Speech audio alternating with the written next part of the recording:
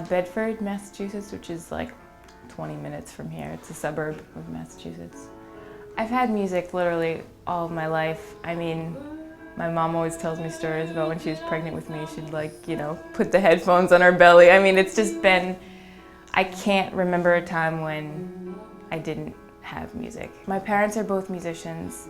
They both went to Berklee, and they both play guitar. My dad's kind of more of a jazz guitarist, and my mom, she works with kids and she teaches at preschool ages. But my parents are both also in a band together when they were younger, so I can't remember a time when I wasn't singing. I would, when my mom would play, I mean, I'd like sit at her knee and beg her to let me sing with her. And but I started playing piano when I was about 7, and I think my uncle was moving out of an apartment in New York City or something like that, and for some reason he had to get rid of the piano, so we got this really old clunky piano with this big burn mark on the last key in the bottom, and I loved it. I mean, I just took to it right away, and my parents never really pushed me. Anytime I would get frustrated, it would be like, okay, well, stop taking lessons, and I'd be like, no. I can remember being really, really young and being like, I want to be a singer, and it kind of evolved into, then I started writing songs when I was about 13, and eventually it just evolved into kind of knowing that was what I loved to do. And I guess it wasn't really until I started going to college that I knew it was something that I really could do, because all through high school I had, it was my passion and it was what I loved, but I wasn't necessarily sure that I could, make a living doing music. And but more and more, going to college and stuff like that kind of made me realize that I could, or hopefully I can. And I try to live my life without you. I try, but I can't fight the fire, can't fight the fire. I have a little sister who's 12, and she's 12 now, and I guess the first song I wrote was when I was 12 or 13, so I guess I was her age. And it was, for a long time, both my parents had been saying, all the piano and the vocals will come together, and I was like, no. And it did, and so I wrote her like a little lullaby type thing, because I'm very close to my sister. And so the first song I wrote was actually I woke with a fright in the middle of the night, saying, what if the world ends? He woke with a fright in the middle of the night, saying, what if the world ends? She woke with a fright in the middle of the night, saying, what if the world ends? What if the world ends today? Well, I started off at UMass Amherst as a vocal jazz major, and then after a year of that, I decided that I didn't want to do music with school. It was a great program, and I learned a lot from being there. And I guess I also learned a lot about myself through doing that too, because I realized that, I had been in classes and rehearsals and all this stuff, from 9 to 5 every day, and then, there were later rehearsals on weekends, and it was just taking up so much time that by the end of the day, I didn't really feel like sitting down and writing. It was more like I just felt like doing something completely different. Jesse is the bass player that I play with, and we decided to move to Cambridge, which is where we're living now.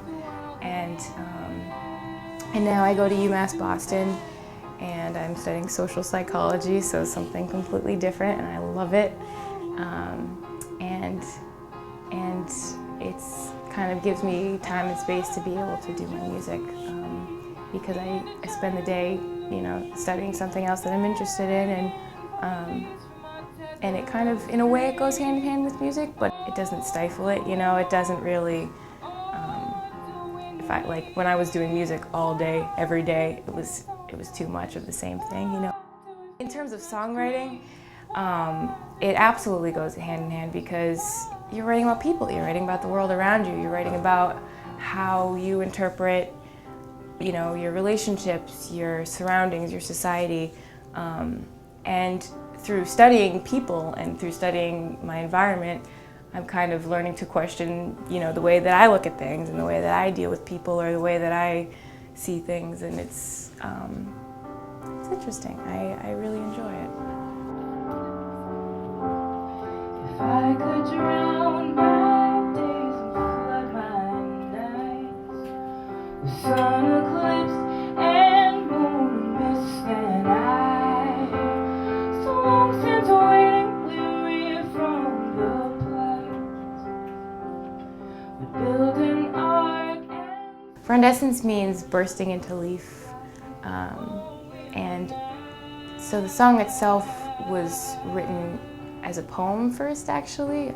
Very much into poetry, and I read this Edna St. Vincent Millay poem. To be honest, I don't even remember what the name of it was, but the form that she used was very traditional. It was very, it was a sonnet, I think, and but she had a way of really saying something through that. And I had read a lot of sonnets before, and sometimes I read it and it seems too formulaic, but the way she did it was very almost, you had to read it again to realize that it was a sonnet, because it wasn't choppy or anything like that. It was just very well written, and so I wanted to try it. And so it started out as a poem, and then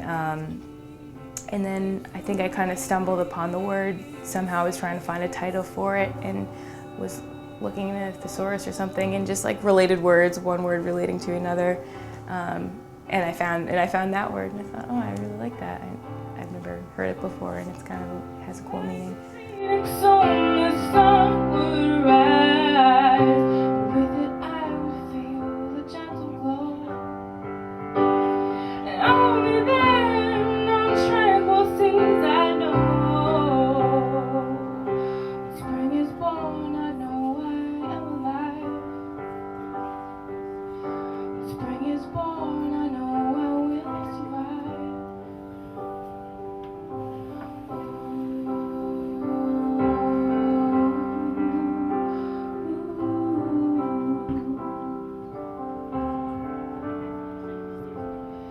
Joy of days so far away. Saw a Radiohead concert over the summer, and it was amazing. How can I describe it? I've had, particularly the album OK Computer. You know, the best way I can describe it is that I can't describe it almost. It's just like, I've heard it so many times, and so many times I hear it in different ways, and so many times, I know this is gonna sound weird, but I've had these like almost spiritual experience with it, which is what music is all about to me. I don't know. Just where times in my life where something will be happening and then I'll listen to it and I'll be like, oh, that's it, that's exactly it, you know? I don't know. I love it.